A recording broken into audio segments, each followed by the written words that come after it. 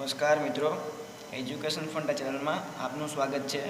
તો મિત્રો, આજે આપણે અભયારણ્ય અને રાષ્ટ્રીય ઉદ્યાન વિશે જોઈશું। તેના પહેલાં હું તમને એક સૂચના આપી દેવા માગું છું।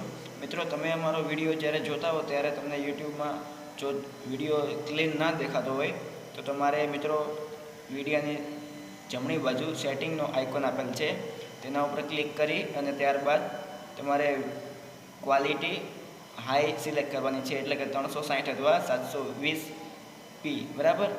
તો ચાલો મિત્રો આપણે શરૂ કરીએ। અભયારણ્ય અને રાષ્ટ્રીય ઉદ્યાન મિત્રો, તેની શોર્ટ લિંક તમને અહીંયા આપેલી છે।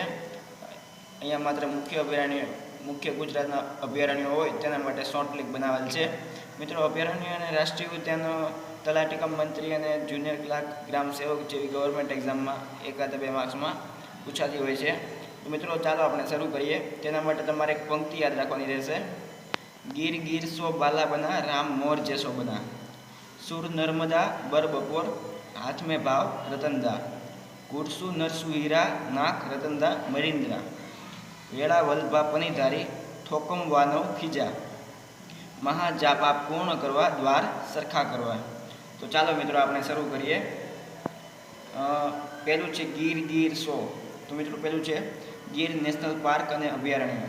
મિત્રો પહેલું ગીર આવી ગયું, ત્યારબાદ બીજું તો કે ગીર સોમનાથ, ત્યારબાદ આવે છે બાલા બના। તો મિત્રો બાલારામ અભયારણ્ય અને બના છે બનાસકાંઠા। ત્યારબાદ રામ મોર, તો રામપરા અભયારણ્ય અને તે મોરબીમાં આવેલ છે, તેથી મોરબી। ત્યારબાદ આવે છે જેસો બના, તો જેસો રીચ અભયારણ્ય બનાસકાંઠા। ત્યારબાદ આવે છે સુર નર્મદા, તો સુર પાણેશ્વર અભયારણ્ય જે નર્મદામાં આવેલ છે। ત્યારબાદ બર બપોર, તો બરડા અભયારણ્ય જે પોરબંદરમાં આવેલ છે। અહીંયા આપણે બને ધ્યાનમાં નહીં લેશું, ખાલી પોર એટલે કે પોરબંદર। ત્યારબાદ મિત્રો હાથ મેં ભાવ, તો હાથપ કાચબા અભયારણ્ય જે ભાવનગરમાં આવેલ છે। અહીંયા આપણે મેને ધ્યાનમાં નહીં લેશું, ખાલી હાથ અને ભાવને ધ્યાનમાં લેશું। ત્યારબાદ આવે છે રતનદા, તો રતન મહાલ રીચ અભયારણ્ય જે દાહોદમાં આવેલ છે। ત્યારબાદ ઘડસુ, તો ગુડસુ, તો ગુડખર અભયારણ્ય જે સુરેન્દ્રનગરમાં આવેલ છે। ત્યારબાદ મિત્રો નળસુ, તો નળ સરોવર પક્ષી અભયારણ્ય જે સુરેન્દ્રનગરમાં આવેલ છે। ત્યારબાદ હીરા, તો મિત્રો આ હી અને રા, તો હિંગોળગઢ પ્રાકૃતિક શિક્ષણ અભયારણ્ય તે રાજકોટમાં આવેલ છે, તેથી અહીંયા હી અને રા લખેલ છે। ત્યારબાદ નાક, મિત્રો નારાયણ સરોવર ચિંકારા અભયારણ્ય જે કચ્છમાં આવેલ છે, તેથી ક। ત્યારબાદ આને આપણે ધ્યાનમાં નહીં લેશું। ત્યારબાદ મરિન્દ્રા એટલે કે મરીન નેશનલ પાર્ક જે દ્વારકામાં આવેલ છે। ત્યારબાદ વેળાવલ્ભા, તો મિત્રો વેળાવદર બ્લેકબક નેશનલ પાર્ક જે વલ્ભા, તો મિત્રો અહીંયા આપણે વલ્ભીપુર અને ભાવનગર સમજશું, વલ્ભીપુર અને ભાવનગર। ત્યારબાદ મિત્રો પનીધારી છે, તો પનીધારી માટે પનિયા અભયારણ્ય જે ધારીમાં આવેલ છે। ત્યારબાદ મિત્રો થોકમ,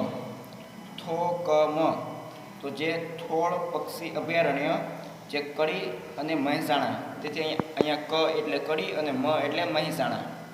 ત્યારબાદ મિત્રો વાનવ, તો વાસંદા નેશનલ પાર્ક જે નવસારી આવેલ છે, તેથી નવસારી આવેલ છે। ત્યારબાદ ખીજા, તો ખીજડીયા પક્ષી અભયારણ્ય જે જામનગરમાં આવેલ છે।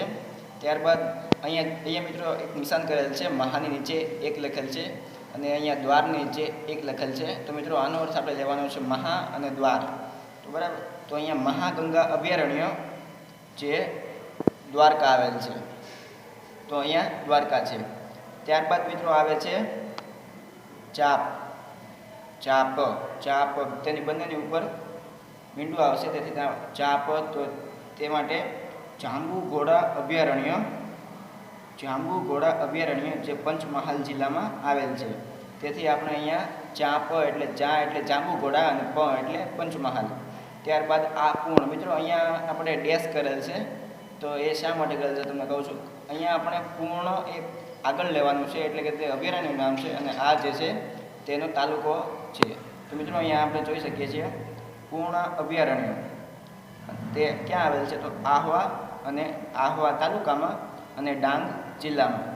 ત્યારબાદ મિત્રો અહીંયા આપણે સરખા કરવા, મિત્રો અહીંયા આપણે સરખા કરવા એટલે તેને આપણે સુરખાબ નગર રણ અભયારણ્ય તરીકે લઈશું. સરખા અહીંયા આપણે રસભાઈ તમને જો રસભાઈ ફાવે તો તમે કરી શકો છો, અથવા સરખા કરવા રાખી શકો છો. તો સુરખાબ નગર રણ અભયારણ્ય જે કચ્છમાં આવેલ છે, તેથી આપણે અહીંયા કચ્છ લીધેલ છે, જે રાપર તાલુકામાં આવેલ છે. જો મિત્રો તમને અમારો વિડીયો ગમ્યો હોય તો અમને લાઈક કરજો અને શેર કરજો. અને મિત્રો તમારે હજુ પણ અમને સબસ્ક્રાઈબ કરવાનું બાકી હોય તો આ વિડીયોની જમણી સાઈડ અમારો ચેનલનો લોગો છે, તેના ઉપર ક્લિક કરશો તો પણ તમને સબસ્ક્રાઈબ થઈ જશો. Thank you.